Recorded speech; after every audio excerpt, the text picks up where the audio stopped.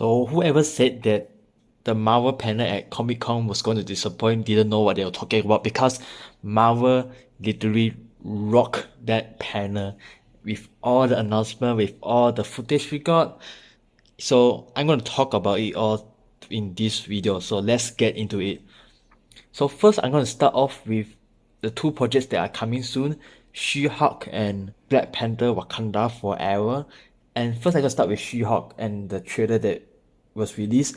I already talked about these two trailers in details in a separate video, so you can go over there to watch. But I'm going to talk about it briefly here. So I think that She-Hulk, I'm still not the most excited for it, but I'm interested in the lawyer aspects, in how it's going to connect to the rest of the MCU, and I'm really interested in how they are bringing back Daredevil. And besides that, She-Hulk seems to be leaning into a lot of comedy, and I hope that the comedy doesn't go too much.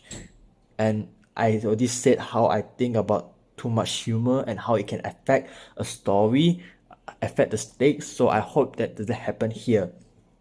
Now on to Black Panther: Wakanda Forever.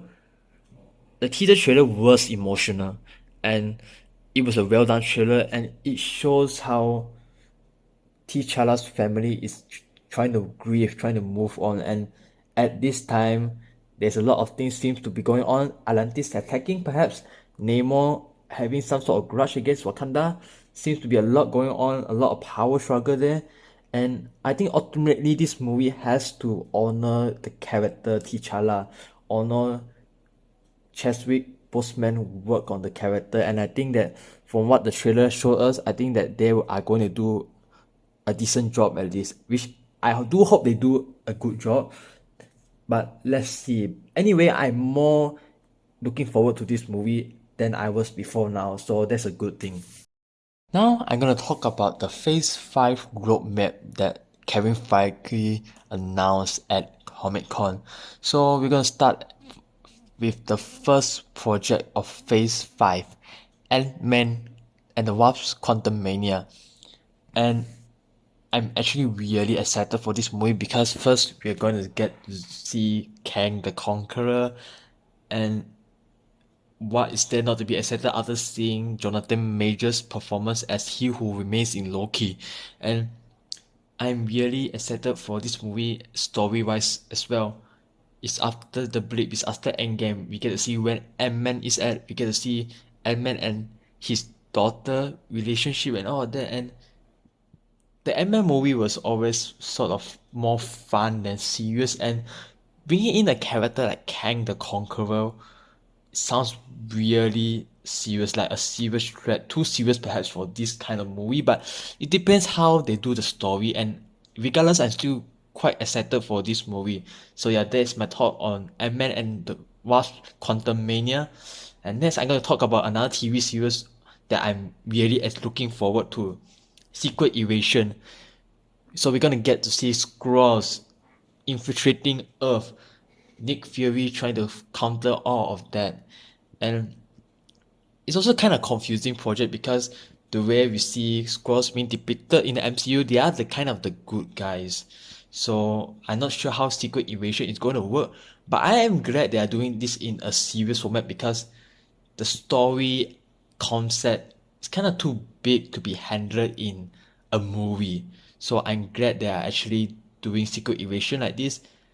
As for the story, we don't know much about it yet, but I do hope we get to know more or get some footage at D23. Next on the list, we have Guardians of the Galaxy Volume 3, a movie that has been long awaited and has went through a lot of director drama with James Gunn being fired and all of that, and it's finally coming out next year. So what do I think? I gotta say, my excitement for this movie is just okay, and I think they gotta do because I didn't really like the second Guardian of the Galaxy movie. While I did enjoy the first one, I did not love both of the movie as much as other people do, so that has an effect.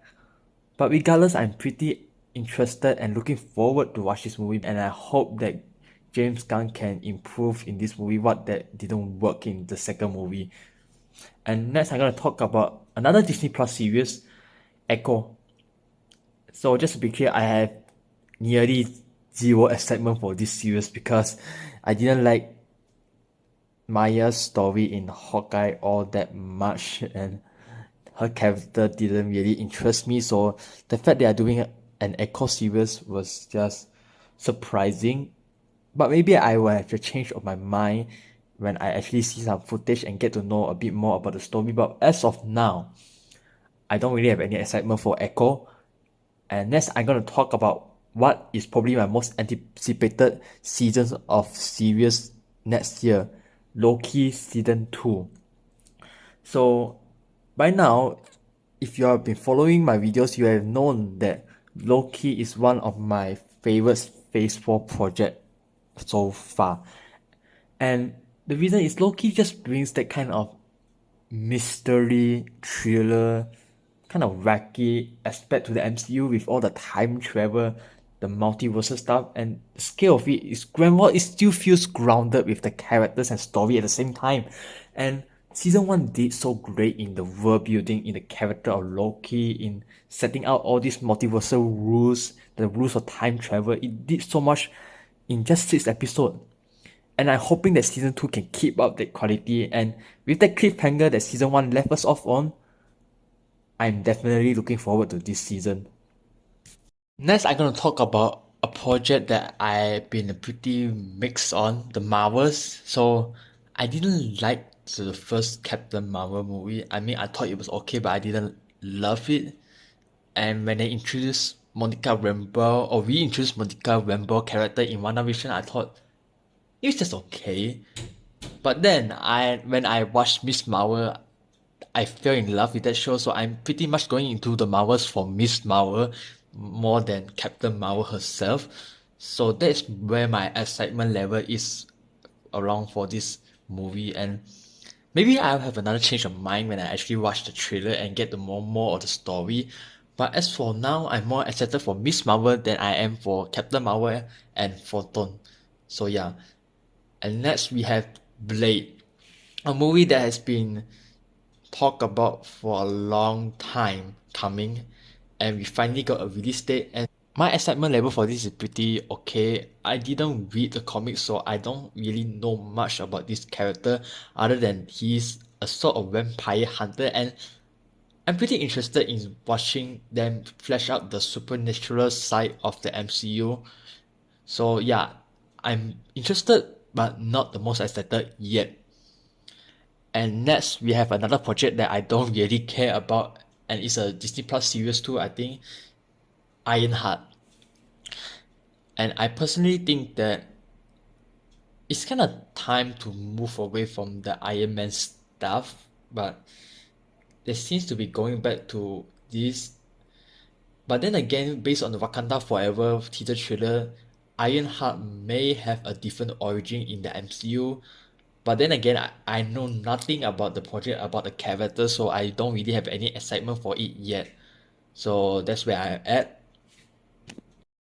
So now we are going to talk about another Disney Plus series that is coming, which is Agatha Coven of Chaos. And I would say, when I first looked at the title, I thought they are going to do a season 2 already. But then I realized they just changed the title, and it's an improvement, that's for sure. But anyway, what do I think about this series happening? I think that it's kind of weird because they could have used this slot for other projects, but they choose to go with a character that we already seen and doesn't really need to be fleshed out more, in my opinion. I mean, Agatha character was enjoyable and kind of fun in a dark way in WandaVision, yes, but do we really need a story about her? I mean, of course, I'm sure they have their reasons for doing this series, but as of now, I don't really see why they are even considering this. But let's see. Next on the list is an announcement that probably excited a lot of people, which is Daredevil Born Again. And for me, I am just okay with this series. I'm not like super hyped because I haven't actually watched the Netflix series yet. I heard it was good and I'm gonna check it out eventually, but I haven't watched it yet. So I don't really know what to expect from this, but I am kind of glad that I'm not limiting the series to just 6 episodes. In my opinion, the 6 episode format kind of doesn't work for most of the Marvel series that we got so far. It worked for Loki, but for Falcon and Winter Soldier, for Miss Marvel especially, I don't think they work. And Marvel really has to change out their episode formats because it kind of hurts the story most of the time when they limit it to just 6 episodes. Either it gets too rushed or too dragged out. So I think the way to fix the pacing issue is to change the episode format, in my opinion. So yeah, this is what I think about Daredevil Born Again. Next is a movie that I have been really looking forward to after The Falcon and the Winter Soldier, Captain America New World Order. And although the series hasn't been the greatest, it has flaws in terms of the villain and the writing. I am really excited for this movie because the way the series sets up Sam Wilson as Captain America, and also because Winter Soldier and Civil War has been such thrillers in political terms, in terms of action and all of that, and I'm hoping for the kind of same thing from New World Order. I know that the director is different, but I hope that this movie can kind of have the same tone as Winter Soldier had. And Winter Soldier is one of my favorite movies of the MCU, so I hope that this movie might top that. Next, we have an announcement for essentially the Avenger type of movie for Phase 5, the Thunderbolts. And from what I know about this group, is that it's essentially the Suicide Squad of Marvel, except it's kind of more complicated than that from what I know. And it's quite interesting that they chose Thunderbolts as a communication movie for Phase 5. You would think that they chosen to do an Avenger by the time of Phase 5, but they chose to do Thunderbolts. Interesting choice, and I'm quite excited for it because the way Phase 4's been set out, I already see some characters that is potentially going to be in that movie, and probably more down the line of Phase 5. And yeah, I'm pretty excited, pretty interested. Now, Kevin Feige kind of surprised us all when he started to show us the roadmap for Phase 6. He didn't show all of the project, and there were a lot of blank slates there, but he did show some projects that are really, really exciting. Fantastic Four finally got a release date for that. Not the cast, but I'm assuming they're going to leave that for D23. Pretty excited for that, and I'm hoping that Marvel finally does this right after reboots of Fantastic Four. And next, I'm going to talk about the two Avenger movies which are coming out in the same year, which is kind of mind-blowing to think about. But then again, this is just the roadmap. I mean, I personally think that by the time comes, we will have these two movies in different years because of scheduling. But let's see. But anyway, Avengers The Kang Dynasty and Avengers Secret Wars. And essentially a two-parter. So what do I think? As much I am excited for these two movies and to finally get an Avenger movie, it kind of feels too early. I mean, not for the Kang Dynasty because we already been setting up Kang since Loki, and we're gonna get more Kang in Quantumania. But Secret Wars, from what I know of it from the comics, I mean, I didn't read the comics, but from what I know about it from the internet, Secret Wars kind of is on a very large scale.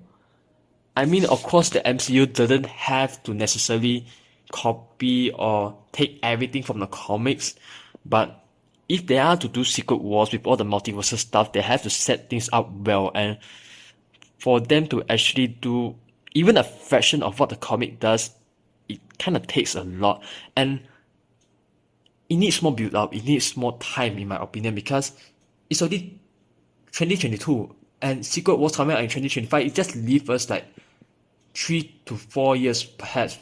My point is that it took 11 years to get to Infinity War, to get to Endgame, and Secret Wars is on a much more bigger scale than Infinity War and Endgame, and I personally think it needed more time to set the characters, to introduce the concepts. I am excited but a bit concerned.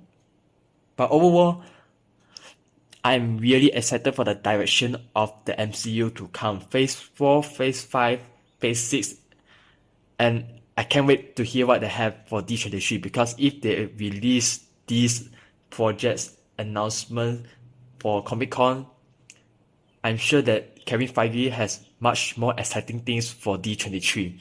So what do you think about Comic Con announcement for Marvel? Are you excited for the MCU projects that are coming? Feel free let me know your thoughts down in the comment section below.